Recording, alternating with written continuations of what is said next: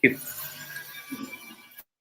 evening and welcome to this very, very special conversation. It's a special day today, and I'll tell you a story as to why this day is special. It's something that each of us as Indian citizens must know.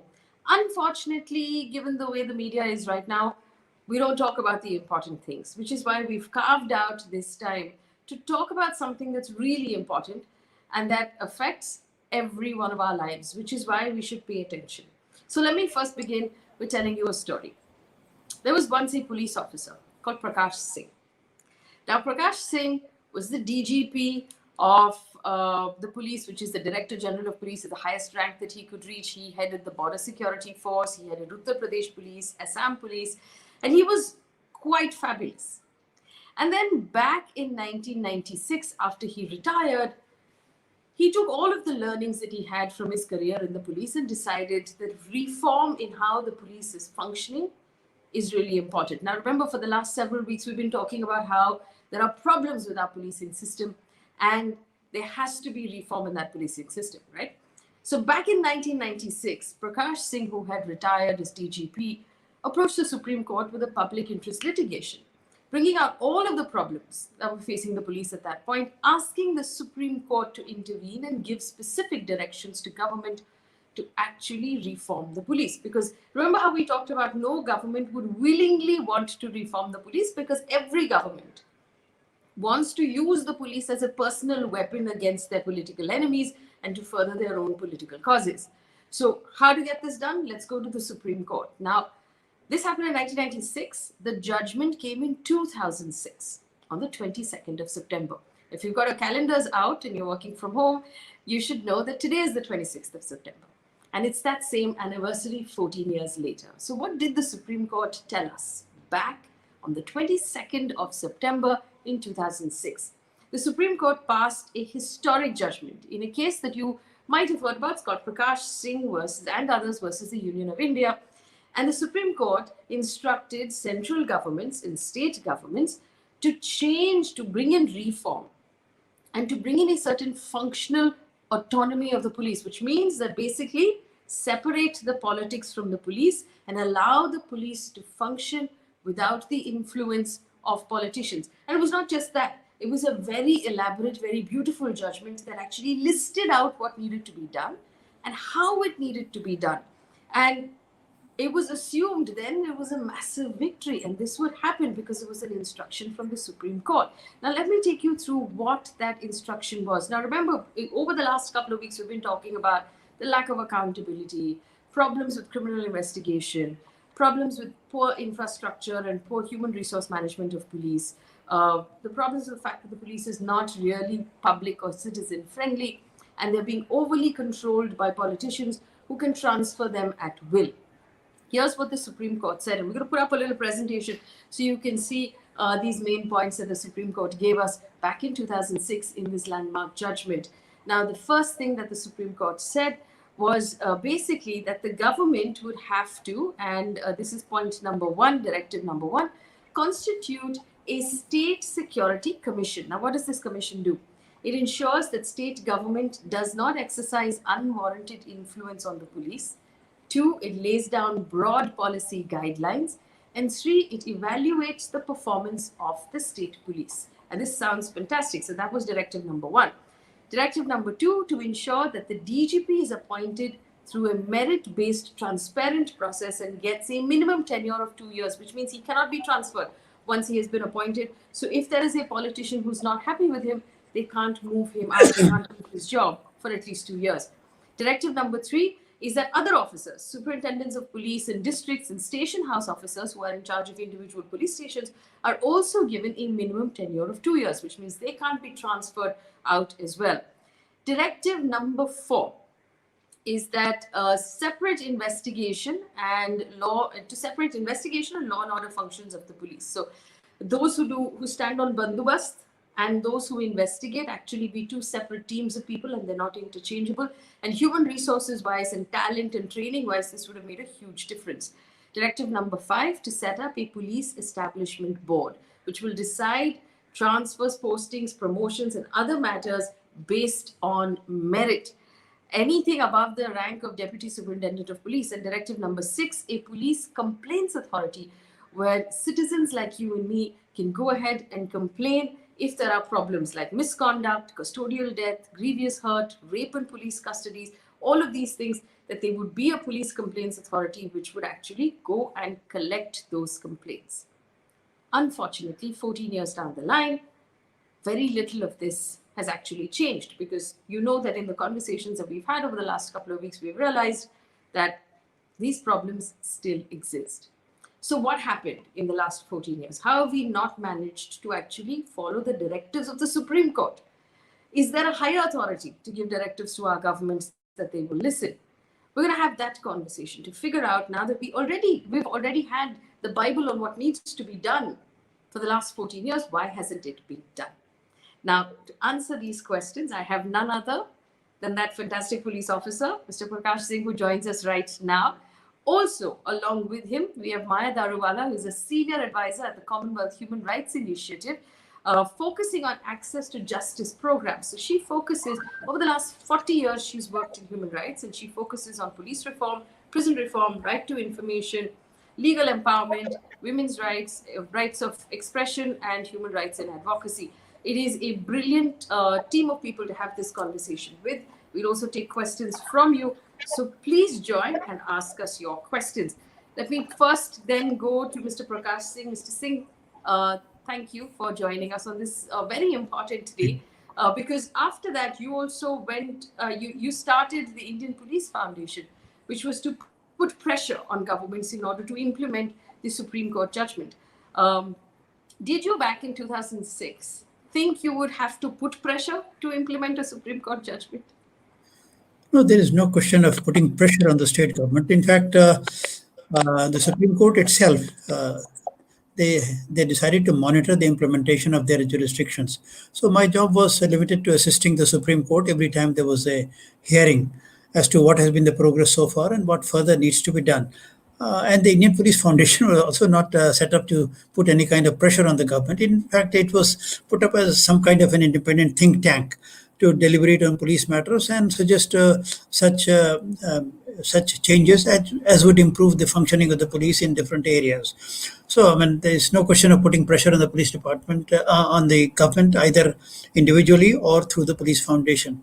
The Supreme Court itself was monitoring the implementation of the judgment, and since at one stage the government was, the Supreme Court was somewhat in two minds what to do in the case, because we were repeatedly saying that the states are not complying, and they were not sure whether we are projecting the right picture before them. So in 2008, they appointed a Justice Thomas committee. Headed by Justice Thomas, and then there were two other members, one serving IAS officer and a retired IPS officer. Now, this committee deliberated over a period of 2 years, and at the end of it, they came to the conclusion, I just quote their words, they expressed their sense of dismay, that is the word they used, over the, again, total indifference of the states to the implementation of Supreme Court's directions. That was the finding of the Justice Thomas Committee in 2010. Now, this finding was also submitted to the Supreme Court. Now, the problem that we are facing is that there are some judges who are very committed to police reforms. There are some judges who are not so committed, and they take a different attitude. And for the last 14 years, it has been, the implementation has been monitored, and not that there has been no progress, mind you. Under the watchful eyes of the Supreme Court, the states are, at least on paper, they are trying to show that, yes, we are on the right side of the Supreme Court and that we have done something to implement your directions. Now, as far as the states are concerned, you could broadly classify them in two categories: states which have passed acts and states which have passed executive orders. Now, let me tell you that the Supreme Court judgment contained some sentences like this, that these orders will hold good till such time as the state and the center issue their own. Just a minute. Till such time as the center and the state pass their own legislation on the subject.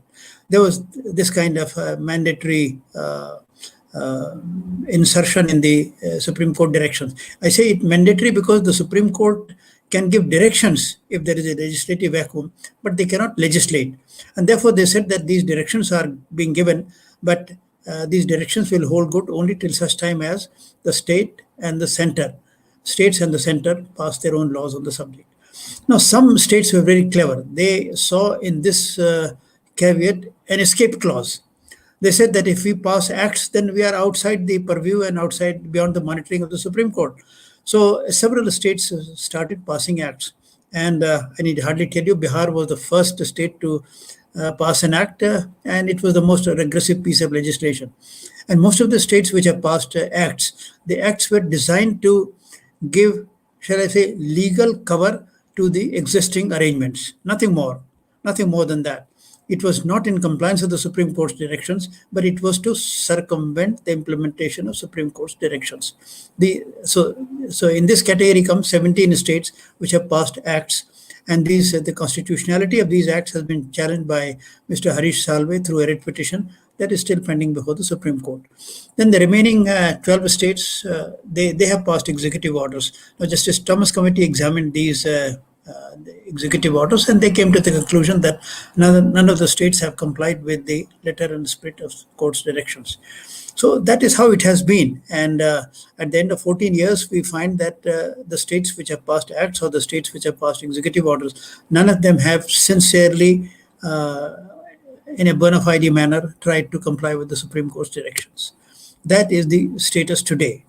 Shall I continue, or you would like to? So, quick question for you, sir. That none of the states you say have followed the Supreme Court direction. What hope is there now? What is the next step of action? How do we still bring about these changes? Yes. So your question is, how do we move from here? What is the way forward? Yes. You see, there are several avenues which are open to us. One, of course, we sustain the pressure in the Supreme Court. That we don't have to give up. That is an area where the Supreme Court has been giving us a hearing, and if perchance we get a good justice who is committed to police reforms, things really move forward. So, I mean, we are still hopeful that Supreme Court may be able to produce results and may be able to nudge the states forward. So one is that the pressure in the Supreme Court is maintained. A second strategy which I've been suggesting to people in the states, that this battle should be decentralized. In every high court, there should be a writ petition that this particular that the state government of, say, Andhra Pradesh has not complied with the provisions of the Supreme Court directions, and there is non-compliance because of the ABCD, these matters. And let the High Court deal with that matter. So if the battle is decentralized, then it is possible that some high courts would take interest in the matter, and they would also prevail upon the state governments and put pressure on the state governments to move forward. That is two. Thirdly, you see, ultimately, I have been telling my colleagues, the officers in the department, that we should create an environment where people become favorable to the idea of police reforms, and they start articulating their demands for police reforms very forcefully. Now, how is that possible? See, for that, I have been repeatedly sort of emphasizing that we need to carry out such internal reforms within the department itself, which do not require any legislative sanction, which would not require any financial allotment from the state government, and to which no politician would be opposed. Let us bring about such transformation within the department. Your next question could be, what would be such changes? You see, changes would be, say, the ambience at the police station. Today, when a complainant enters a police station, his mind is full of misgivings and apprehensions, whether my report will be registered or not registered, how much time I'll have to spend here, whether Darogaji will be kind to me or he'll use foul language, all kinds of misgivings and apprehensions he has. You create an ambience where he feels where he has the same kind of feeling when he enters a hospital. When you enter a hospital, you know that the doctor is going to treat you. I mean, he may be successful in treatment, he may not be successful in treatment, but you are hopeful that he is going to treat you, and it may lead to, your pain being alleviated, your suffering becoming less. So that kind of feeling, we should be able to generate that feeling, that friendly feeling, the feeling of a people-friendly police, that you are entering a police station. Here, your grievances would be redressed, and the best possible effort would be made to, whatever is to be done, to recover a property, to recover your car, or to recover your daughter who has run away, or recover your property which has been stolen, etc., etc. One should get that feeling. Now, it requires an attitudinal change on the part of police. It does not require any financial allotment. It doesn't require any law on the subject. Let us create that environment in a police station. And secondly, let the report be And registered. a quick What is question to you before I bring in Ms. Daruwala. So that would actually depend on the administration of the police, right? The commissioners, the actual IPS to change the attitude within their own forces. What is that waiting for? Why hasn't that happened up till now? You're asking me or the Maja Daruwala? Yes. No, I'm asking you, and then I'll bring in Ms. Daruwala for my next question. No, there's nothing to prevent. I said it's just a question of attitudinal change, better training, sensitizing the police personnel that this is how you need to behave, that there should be a proper reception, and there should be an officer who should receive any visitor to a police station, listen to him or her with sympathy, with compassion, with empathy, and then having listened to him, then take him to the officer who registers FIR or registers complaints, depending upon whether it's a cognizable case or non-cognizable case. So that kind of environment, it only requires an attitudinal change. Unfortunately, it has not happened because of a number of reasons. Number one, we are very short of resources. Police buildings, if you go and see, they are in a pathetic state. The question of there's no provision of a visitor's room. Maybe there are inadequate number of chairs. Maybe there is no officer who could be designated as an officer to receive and talk to a complainant. So the infrastructure is so poor and so pathetic that even if you want to, probably you will have to either spend your own money or ask the mohalla people to contribute, which is do something like this so that we can at least receive the visitors. So in terms of financially, we are very badly off. The infrastructure is very poor, and somehow it has been going on. But this needs to improve, and gradually it is improving. And some states have created what they call model police stations, which are, I saw there are two such in Rajasthan. They are really good police stations where you get a different feeling altogether when you enter the police station. But this kind of thing has to spread. And on a larger scale, this example has to be followed, that you have a good police station building where there's a reception room, where there's an officer designated. So all this requires more funding and more manpower also. And it's a very slow process, but it has started happening. That's all I can say. Right, let me also bring in my other guest. Ms. Daruwala joins us right now. Like I told, our audience has been working on human rights, specifically with access to justice as her focus for the last 4 decades. Ma'am, thank you for joining us. We had a conversation, before this discussion, where we talked about what reform is and how fundamentally there has to be an intent for reform, which has been missing. So whether the Supreme Court has instructed governments or there are helpful suggestions coming from the Police Foundation, with the absence of that intention to really change something, are we just then beating against a wall that's never going to give way?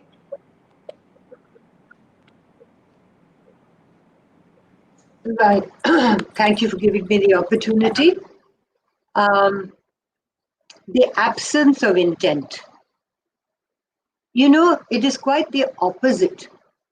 There is an intention, in my view now, which is very cynical in my view, I suppose, that there is actually an intention not to change.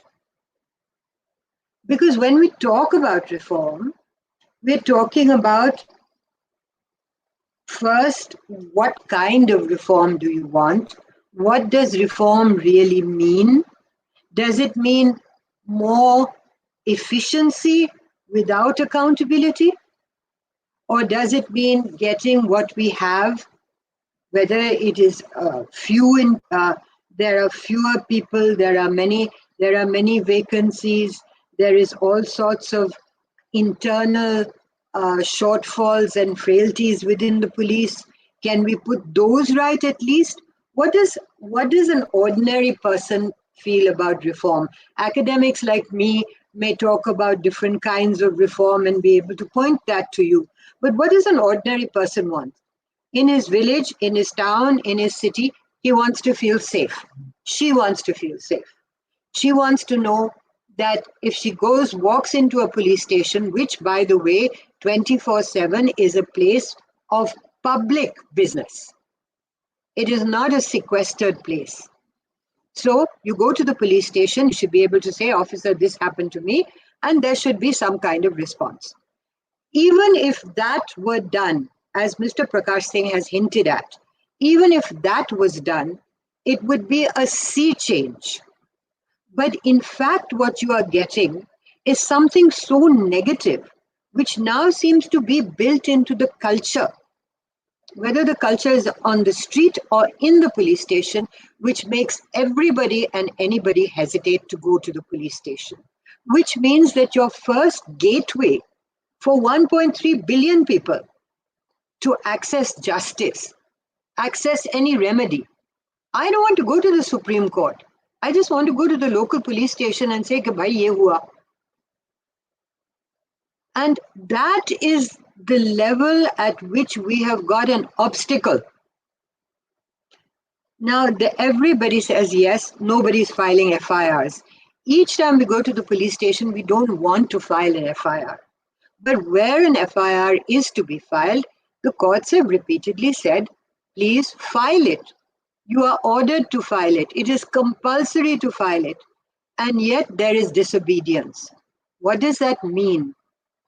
That means that the highest in the land cannot get the lowest, in a way, in some small police station, in some small town or village, to do what the law is saying. That is surely the first reform that we need. There are actionable measures that you can put into place without, as Mr. Prakash said, and I will also definitely confirm and affirm what he says, is internally there is so much you can do without money, without waiting for manpower changes, etc. Now, you can make model police stations. That model police station made in Rajasthan was done as an experiment along with MIT. There were a lot of police officers on this side of the pond, on that side of the pond. There was an academic institution, and they managed 2, 3, 5, 10 model police stations. What is the difficulty in setting those up? That is modeling about the infrastructure, about having a place to sit, about having a toshakhana that is very good, etc.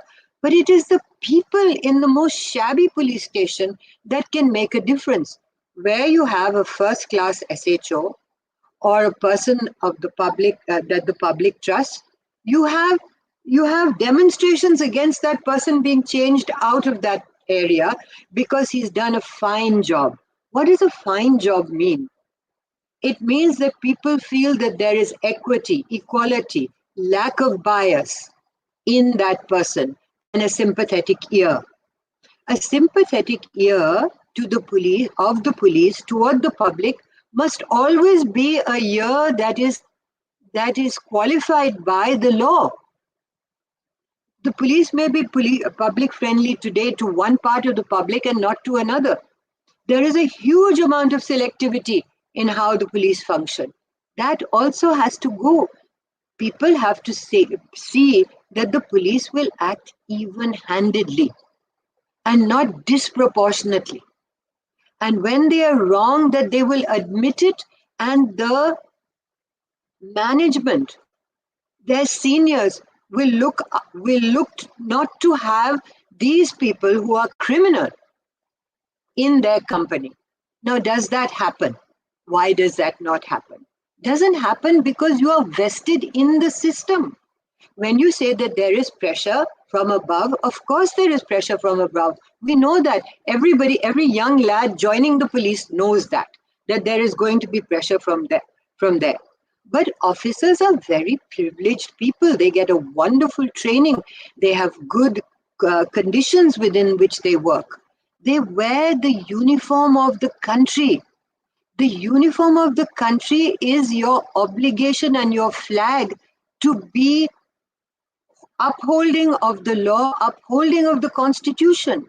So when you bring forth arguments of pressure, is there no pressure that you feel is enough to displace that pressure? Do the courts not count? Does the constitution not count? Do the welfare of the people not count? You are Well, making a let me choice. ask this question. Yes, let me just ask this question right now. It's coming from one of our viewers. Anand Rao says, why hasn't the Supreme Court found the state governments in contempt for not implementing the order for, of 2006? Mr. Singh, do you want to answer that question? Petitions. Now, four of them have become in practice because of the passage of time, and the courts never took cognizance of it. It was listed, of course, several times, but the contempt petition was never taken up. None of the four. And the fifth one was filed in 2019. That is also pending. It has yet to be heard even once. Somehow I feel that this Supreme Court has been chary about uh, issuing any contempt notice. I do not know. They must be having very strong reasons for that. But I personally, as a petitioner, I always felt disappointed that even when there were blatant cases of contempt. To give the example of UP, for example, I filed a contempt petition against my own state of UP because over a period of about a year or so, they appointed DGPs for 1 month, and one DGP for 1 month, another for 3 months, another for 5 months, another for 4 months. Like that, they kept on appointing. I said this goes against the Supreme Court directions. Either if you appoint a man, either you keep him for 2 years or you don't appoint him at all. Select somebody who has a respectable tenure left and then give him a 2-year tenure. But appointing a man as DGP for one month and 2 months and 3 months, that was a joke on the system. This petition was filed before the Supreme Court, but the Honorable Judge, his remark was, no, let us ask UP what is the reason. And then I do not know. Nothing, we didn't hear after that. So likewise, even when there were very plausible and forceful matters which should have led to issuance of contempt notices, it didn't happen. I can't comment on the working of the Supreme Court. They are very learned judges, and as I said, they must be having very strong reasons for not issuing contempt notices. Ask you this now. If we'll take a look at the examples, live examples we've seen over the last 1 year, and the example that I want to take, because you were talking about Uttar Pradesh, and because Ms. Daruwala and I were talking about human rights some time ago, was the case of Vikas Dubey, the alleged gangster from Uttar Pradesh, who spearheaded a sort of attack against the police in which 7 police officers serving policemen were killed. And then he was apprehended in a different state. And then he was killed in an encounter. Now, a lot of people turned around at that point and said, why do you want to support a known criminal? Isn't it better that he be dead? In fact, there were some members of his family who also agreed. But at the same time, that entire case sort of displays that underbelly of the police, because how was he allowed to function for so long if he was a gangster? Who was helping him out? And was that encounter actually brought about in order to keep him silent, because dead men tell no tales? This is an example of the lack of police reform. This is an example of the influence of government in police, or the influence of powerful politicians in police. Does this actually, in a real world way, show us as citizens the price we are paying for not pushing this forward? Ms. Daruwala, I'll start with you. Is this an example of when the people in power who should be removing the evil actually become the evil? Well, you've said it really. When people talk about support for Dubey,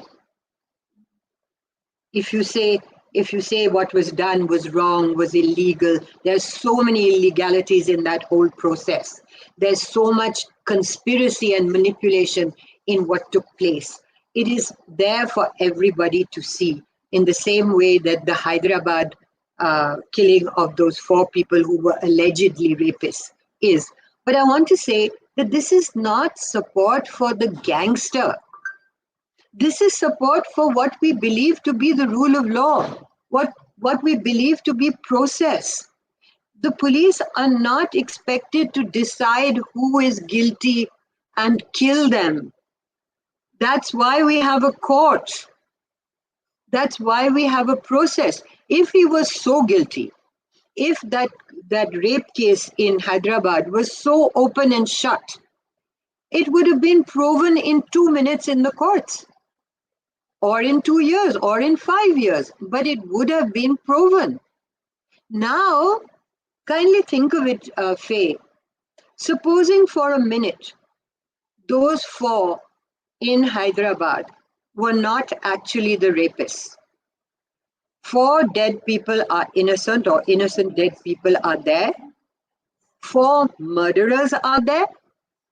And there are 4 or 5 actually gang rapers somewhere out there willing to do it again. So what have we achieved? So saying to support something to get through due process is somehow some idiot human rights woman talking about it is absolutely wrong.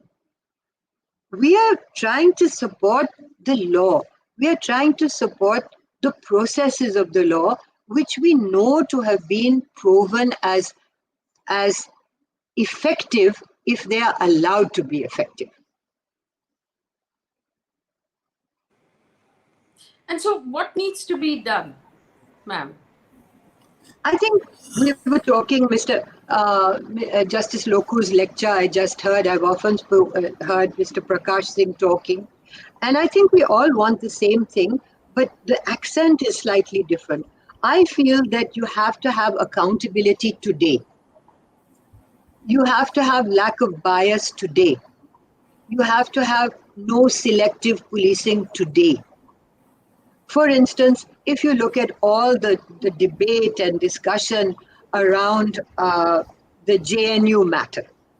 Now, you may say that there were plenty of people at the JNU who required to be curtailed and curbed. I don't know. Let it go to the courts. Let it go to court in timely manner. Let it not be manipulated, and we will see. On the other hand, how many FIRs have we seen lodged against the police who we saw on TV cameras breaking, excess use of force, hurting, harming, chasing after people? What about that young boy who died, who was being beaten and pummeled in front of us? We're talking about police reform. We're not talking about public reform. Public reform will come when we see examples of policemen being punished for what they do wrong. Accountability was supposed to be there within the possibility of accountability was also taken care of in the Supreme Court when they said that there should be those police complaints authorities. And hardly any police complaints authorities have been set up, and watching them over these years since the time from 2006 onward to now, I don't feel they're any use at all. Our guardian agencies, do you know, Faye, that there are 170 guardian agencies in this country that are either thematic, looking after women's rights, Dalit rights, minority rights, children's rights, and then there are the human rights commissions in each state, and there is the National Human Rights Commission. They are not strong institutions. If you're talking about obedience to the law, when the National Human Rights Commission says you should do X or Y, why is there so much resistance to doing it? This is within the hands of the police. Why are the police more content to have a dangerous, violent person in their midst rather than make the person accountable to the National Human Rights Commission? This is within the culture of the senior police officers, within their management capability. If I may intervene at this stage. Yes, go ahead. D'Souza, you raised the question of about Vikas Dubey you talked, and Maya also commented on that. You see, the matter is very complex, it is not as simple as it is being made out. There is a thing called, I said long back, there was a Vora committee which was set up, and it published a report on what was called the nexus between criminals, politicians, policemen, bureaucrats. And I remember the DIB's report, the Director IB's report in that context was that here, I mean, this nexus is amounting to a system which is running parallel and which is reducing, the exact words were reducing the state to irrelevance. This nexus is becoming so powerful. Now, at that time, some suggestions were made about how this nexus is to be broken, but none of the state governments are interested in breaking the nexus. And why are they not interested in breaking the nexus? The root cause of the problem is, I mean, if you study the composition of the parliament, that will explain. I mean, that will explain why nobody is interested in tackling these problems. You see, in the members of parliament, in 2004, the number of members of parliament who had a shady background was 14%. In 2009, the figure jumped to 30%. In 2014, the figure went up to 34%. And at 2019 election, it went further up to 43%.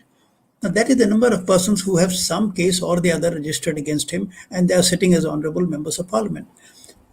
You expect them to break the nexus? They are part of the nexus themselves. The nexus is not broken, and ultimately, police gets all the flock. Now, you don't treat the root, you don't tackle the root of the problem, and you blame the instruments, you find fault with police, and you find fault with other enforcement agencies.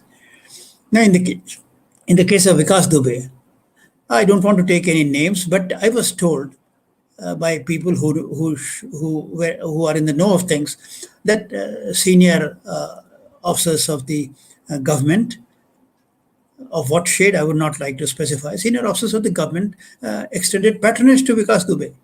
Now, when senior officers are extending patronage, what do you expect the local SHO or local SSP to do? So this is the problem. I'll give you another instance. There's a mafia don called Mukhtar Ansari. Long back, a photograph of his appeared in the press of Mukhtar Ansari moving in the corridors of the secretariat at a time when he should have been inside the jail. Now, this is a nexus. This is the problem. You can blame the police for it, but the police can't give orders to the chief minister or can't give to the people who are in charge of security in the assembly and the secretariat. The problem is much deeper, and this nexus is not being broken, and electoral reforms are not being introduced. We are getting all kinds of people in the parliament who are not interested in police reforms, who are not interested in criminal justice reforms, because if you introduce reforms, they lose their jobs. They lose all the clout they have in the constituency. So the problem is really very deep, and I mean, at our level, we can try to improve the environment in the police station. We can try to be polite with the complainant. But what do you do when a chief minister, and I'm quoting fact, a chief minister gave a specific order that crime figure should be brought down by 70%. And then not everybody could achieve 70%, but 20%, 30%, they all did. And then to make an example of it, the chief minister suspended 8 to 10 IPS officers. 8 to 10 IPS officers were suspended because they had not reduced crime figures by 70% and they had reduced only by 30 or 40%. Now, this is the problem. I mean, the buck, yes, every time it stops at the police, but people do not understand, do not go to the root of the problem. Does that result in working of cases because the chief minister has told me to bring it down by 70%, I just stop registering cases because then the number comes down? Exactly. At that time, when this order was given about 70% of reduction, I wrote a detailed complaint to the National Human Rights Commission. It was, I think, 7 or 8 pages of report with about 15, 20 pages of annexures. And you know what the NHRC did?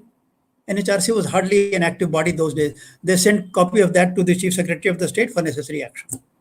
And that was the end of the matter. I said, human rights of the entire population of Uttar Pradesh is being violated every day in every police station because every police station is working under the instruction of the chief minister to reduce crime figures. There is no magic wand with the police to reduce the crime figure.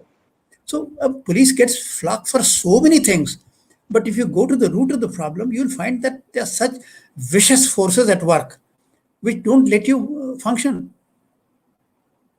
So the problem is really, the problem is very serious, and it is across the board. We need criminal justice reforms, we need electoral reforms, and we need police reforms. Unless all this is tackled simultaneously, we can keep on blaming the police, we can keep on holding such dialogues and discussions, but we'll be back to square one every time. Mr. Singh, does the police, largely serving police, feel that the citizens are not paying enough attention to what is going on, so they don't have the support of the citizens to do what is right? See, unfortunately, we glorify the Indian people that the electorate are very wise, very sensible, and they will choose the right government. But if you go to the constituency, they will select a mafia don because he will do their job. They will elect a person who is of their caste because then he will do his job. There is a research book published on the subject that the candidates are given tickets on the basis of their winnability. And criminals, persons with criminal background have much greater winnability than a person with a clean image. This has come out in researches. So at the grassroots level, also things have become so rotten that you don't know where to start and how to start and where to reform and where to how to carry it forward. But of course, everyone has to contribute his share. Everyone has to make his humble effort, whatever little he can do. And it is in this spirit that I am campaigning for police reforms. Because you see, police. What I feel about the police is that here is a force which is spread across the country. Across the country, whether you talk of Mizoram or whether you talk of Gujarat or Kashmir or any other part of the country, but you have a police post or outpost. And the strength of the Indian police, I think it is more than 2.5 million today. And another million is the Central Armed Police Forces. Now, if these 2.5 million people start working sincerely, genuinely, with a feeling of sympathy, compassion, empathy for the common man, imagine what a transformation it would be. They will see change in the life of the common man. But this transformation is like churning of ocean to produce Amrit. It is proving to be such a tremendous exercise. I'm up against the bureaucracy is opposed to it. The politicians are opposed to it, and a section of police officers are also not enthusiastic about it. This is the problem because these police officers, they have climbed up the ladder in the old system by hobnobbing with politicians. They don't want any change. They say, प्रकाश भाई क्या कर रहे हो तुम? जो ठीक है, वो जो चल रहा है ठीक तो चल रहा है. ठीक कैसे चल रहा है भाई? ठीक नहीं चल रहा है. It needs to change, and the only support I'm getting is from the junior officers and the middle level officers. So it's a very complex situation. It's very complicated, and the nexus problem is such which has to be broken. It has to be smashed. Well, first of all, Mr. Singh, I want to thank you for the work that you are doing and the Indian Police Foundation is doing by constantly keeping an eye on the movement in this area and constantly drawing public attention to the fact that police reforms need to be brought through immediately. Ms. Daruwala, I want to again draw from current examples because it helps our audience sort of link what we're talking about theoretically with what is actually happening on the ground. You did mention the Delhi police, and I want to just take you through the last couple of things that we've seen in short-term public memory the police do. Police like smashing CCTV cameras during the East Delhi riots. Police, walking into Jamia and really raining blows on the students there in the most brutal fashion. Police lathi charging farmers who are protesting when on instructions of their higher ups. At the same time, right now, we've seen central agencies of the ED, the CBI, the NCB go after 56 grams of, weed, and the whole country is now focused on what's happening with Bollywood, as opposed to the real issues that are playing out in our country. Again, are these examples of police that have now become just henchmen to politicians? Is it getting worse? In the last 40 years you've been tracking police, have we gone from bad to worse, or was it always this bad? I honestly don't know whether it was always this bad, but this bad has become very public now. It is there for everybody to see every day on the television or on social media, even though in many ways the media, the newspapers, etc., not only have become polarized, but they have also become untruthful. So it's really hard to winnow the chaff from the wheat. So I don't think that the question really is it bad to worse? It is bad today, and it is bad to the detriment of the public, detriment to the rule of law, detriment to democracy, and a true impediment to progress and to development. For instance, just to give, Mr. Prakash Singh mentioned that 9%, I think it was either Mr. Lokura or Mr. Prakash Singh who mentioned that somebody's done a study and said that, violence, the presence of violence is creating almost a 9% deficit in the GDP. Just think about it. Do women feel safe in India to walk about, to go to work, to be safe in their homes? Now, we're talking about 50% of the population. Do they feel that they can walk into, not walk into necessarily a police station, but just go up to a policeman and say, this is happening with me right now, do something about it. Can you help me? Can you walk me home? Would you mind taking me in your car to the next place if I'm stranded? Would you mind if I sat here in the police station for 4 or 5 hours because it's raining outside and I need your help to get home? It's just unthinkable. And it is considered to be okay that it is unthinkable. But it is a primary function of the police to protect the public, and among the public are 50% women. If you take it to children, then we've got 2/3 of the population that we should be thinking about. Mr. Prakash Singh talked about the nexus and the larger complexity of the problem. Of course, it is true. Of course, he is absolutely right. Police reform is linked to criminal justice reform.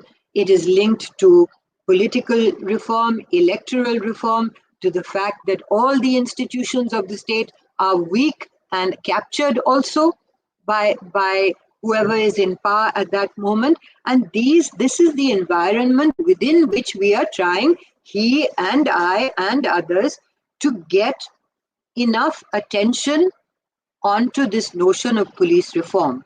Part of this nexus that Mr. Prakash Singh was talking about includes the police itself, includes the lower level police who are in the locality, their relationships with the lower level criminality, their relation, which we have seen with Mr. Dubey, and also among the leadership. And because the leadership is privileged, they must take more responsibility for this continuing state of affairs. It seems to me a dichotomy which the police themselves have to think about, perhaps when they are sitting alone together and don't have people like me watching over their shoulders, to think about how do you say that you have a uniform, that you have authority and power and discretion and the safety of the public in your locality in your hands, given to you as a duty, and yet you put yourself in the position of defending yourself by saying, I am victimized. How can you be both things? And your victimization is there because also there is the collegiality, the brotherhood, the coming together of this force is cohesive sometimes when they are protecting someone, but not when they are speaking about the principle that should inform police. That's actually very well said. We have another question for Mr. Singh, and this comes from Vishal K. This is a very pertinent question to ask in today's time, Mr. Singh. The question is media pressure on, he's put it in inverted commas, public issues, taking police reforms backwards or forwards? Does it make things worse or does it make things better?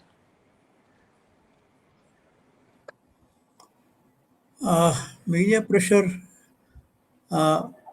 is affecting police working, and quite often, I would say, I mean, why talk of only police? I mean, I would say that media pressure is affecting even the judiciary, and media has become so powerful. This is the only group the politicians are afraid of.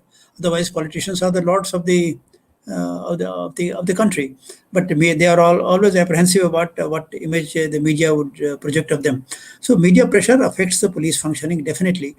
Uh, the problem is how to ward off this pressure, how to avoid this pressure. You see, if you are a strict professional, and if you sort of uh, I mean, if you are determined to stick to the letter of the law, and you are professional about your work, then it doesn't affect you. But if you are all the time thinking of your image, and you see the problem, I mean, I'm told, some people tell me that some officers are so conscious of media reporting that they cultivate the media people, and they want that some good thing or the other should be published about them every second day or third day. Now, once you get into that kind of weakness, then the media is going to exploit you, and the media is going to put pressure on you to do wrong things also. So, I mean, at least my attitude towards the media was that, I mean, I would never shun the media, but I would never cultivate them either. If you come to me, yes, I will treat you courteously. I'll tell you what you want to know, and that's it. And that's the end of the matter. But these days, people want to cultivate the media, be friendly with them, so that, I mean, good reports are published and they are publicized, and then is at the state headquarters, a good image is projected. I think one should not bother about these things. Your work will always speak for yourself. If your work is good and transparent, and if you have won the confidence of the people, that thing will reach the chief minister and the highest in the land in any case. But people want to project their image irrespective of what they are doing. That creates problems, and these people are very susceptible to media pressures. Very well said. And taking this back to Ms. Daruwala, in our chat window, there are opinions popping up saying, we are blessed to live in Mumbai, we have better cops. Somebody else says, yes, Mumbai police is far more friendly. And here's the truth, right? It's also because places like Mumbai or Delhi or Bangalore are power centers. So the citizens of these cities have a certain amount of power, a certain amount of access. But the further into rural India we go, the further into the Adivasi territory, for example, the really impoverished people, that's when the power difference, imbalance between the police and the ordinary citizen really changes, right? Because when we're talking about police reform, it's about treating all citizens same, irrespective of caste, irrespective of religion, irrespective of how poor or rich that person is. When someone walks into a police station needing help, the help should be uniformly available to everybody. How far away are we from making that possible? You know, even the infrastructure, there is a report by several of us working together under the aegis of the Tata Trust called the India Justice Report, which takes a look at all of the infrastructure, the budgets, the difference between rural and urban in terms of policing, and also in terms of judiciary and the other subsystems of the justice system. But in that, when we were looking at the infrastructure available, we found that the urban areas are much better served than rural areas. Rural police stations are further apart, they serve larger populations, and accessibility is a real problem. So it would seem to me that of uh, large swathes of rural India find themselves not served by policing as I would look at it, as a service which provides safety and security and ensures that the community is harmonious, and that the bad elements in the community and the most vulnerable are protected, but rather it experiences policing only when there is a problem, and then it comes down very, very hard on people who are unable then to access protective mechanisms like lawyers and etc. So it becomes the power equation is so skewed that I am not sure that it is policing as I would like to see it in rural areas. Uh, Uh, uh, Faye, can I just add one thing that I wanted to mention? Please. See, there is a big issue of institutional bias within the police. And Mr. Prakash Singh will back me up when there are so many studies, there are so many instances which we bring, if we were to bring together, we would see that there are institutional biases. Can the poor register a complaint as easily as I can? Can a woman, as I pointed out, walk into a police station and feel that she will be served as she should be? Is, is policing selective in relation to minorities? This case of institutional bias, I think, can be addressed solely by the police. It doesn't require politicians, criminals, nexus, anything. It just requires the police to study it, recognize it, and sort it. if I may say. Please. Yes, I agree with what Maja Daruwala said about the institutional bias. It is there, and it is borne out by the status of policing in India report 2019 also. About the inaccessibility, I just want to add some information which would be of interest to you. In Chhattisgarh, there is an area called Abujmar, 4,000 square kilometers of area inhabited by inhabited by tribals. That area has no police station, no tehsil, no revenue presence, no administrative presence of any kind whatsoever. 4,000 square kilometers. And if somebody falls ill, what they do, they put him on a charpai. Four people just carry that charpai. They move for one day, night halt somewhere. Next day, they will reach some hospital, and by that time, the man may be dead or maybe half dead. So that is the kind of, the point of inaccessibility. I thought I'll give you one extreme example. Yes. And so as we come to the end of this conversation, and we've almost run out of time, unfortunately, it feels helpless. A lot of people are writing to us saying this feels like a helpless situation. It feels like there's nothing that we can do, that citizens are perhaps locked out of the system here. The police are feeling helpless as well. I want just one takeaway from the both of you on what citizens who are watching right now can do. Because it's not right for a citizen to feel helpless in a democracy. The citizen is actually the most powerful person in a democracy if we use that power wisely. What should citizens do? Mr. Singh first. You see, anybody should not feel helpless. If I were feeling helpless, I would have abandoned the police reforms campaign tomorrow. I'm still hopeful. Number one, I'm hopeful. Number two, I believe that everyone should make his effort. Whether he is able to see the result of his efforts in the immediate future or not, but he must make an effort. I'm very hopeful about the future, and I'm sure reforms will happen one day. It may happen 2 years later, it may happen 10 years later, but they have to happen. They have to happen, and India will change, and we'll have a professional police force, a more people friendly police force. That will happen. About changes in other spheres, also I'm sure things will change, things will improve. I'm quite optimistic about the future, and that's why I'm contributing whatever little I can in that direction. And as for what the citizen should do, raise your voice. Raise your voice when you see anything wrong in any area. Raise your voice in a dignified parliamentary manner. I'm not. Please take care not to give any incitement to violence or indulge in acts of violence, but you raise your voice in a peaceful, democratic manner wherever you are. And as far as police reforms are concerned, at the time of elections, you ask your candidate, are you going to support police reforms or not? If not, if it is not in your manifesto, then we are not going to vote for you. Make it Yes. an election issue.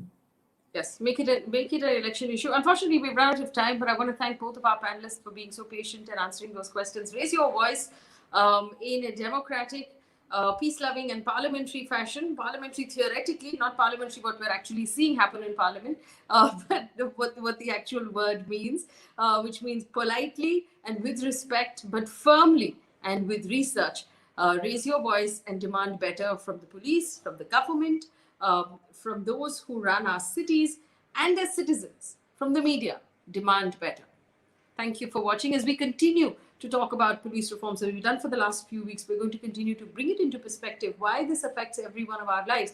Because among all of the kinds of governance, whether it is those who sit in parliament or those who sit in state assembly, it's actually the policeman that we come in contact with most of all, which is why this is what we should be taking most personally. And this is the one we should be focusing on the most. What is our police like, and what are we doing as citizens to improve it? Thank you for watching.